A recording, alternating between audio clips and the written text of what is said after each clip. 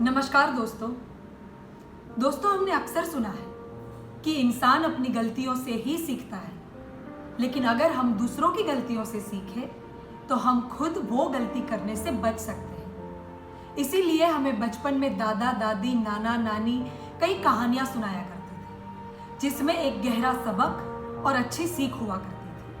तो दोस्तों, आज मैं आपको एक ऐसी ही कहानी सुनाना चाहती हूँ। ये कहानी है एक घोड़े और उसके मालिक की। एक शहर में एक हरिचरण नाम का आदमी था। उसके पास एक घोड़ा था जिसका नाम था पवन।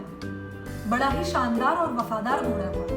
हरिचरण उसे हर बार घोड़ों की होने वाली दौड़ की प्रतियोगिता में दौड़ाता था और पवन हमेशा जीतता था, मानो उसे जीतने की आदत सी पड़ गई थी। इस दौरान एक अजय नाम का आदमी, जिसके घोड़े हर साल इस प्रतियोगिता में हिस्सा लेते थे, उसकी नजर पवन पे थी। उसने सोचा कि क्यों न मैं ये घोड़ा ही खरीदूं, ताकि हर बार जीत सिर्फ मेरी हो।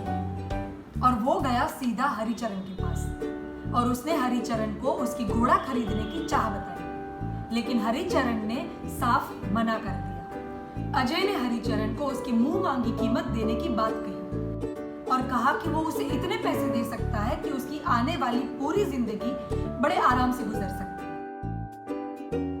और वो जिद करके हरिचरण को उसकी मुंह मांगी कीमत देके घोड़ा अपने साथ लेकर घर आ गया। उसकी खुशी का कोई ठिकाना नहीं था।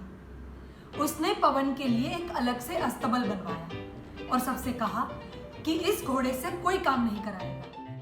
इस घोड़े को सबसे अच्छा खाना पीना दिया जाए। अब उसे इंतजार था तो अगली होने वाली घोड़ों की दौड़ का, और आखिर वो दिन भी आ ही गया। और इस बार भी हर बार की तरह पवन पे सबसे ज्यादा पैसे लगे थे, लेकिन पवन इस बार जीत नहीं पाया। फर्स्ट आना तो दूर, वो इस बार लास्ट आया। पहली बार पवन बहुत बुरी तरह से हारा और अजय ये सब कुछ देखकर हैरान परेशान हो गया। उसे यकीन नहीं हो रहा था कि हर बार जीतने वाला घोड़ा हार कैसे गया, मानो उसके लिए ये एक बुरे सपने की तरह था।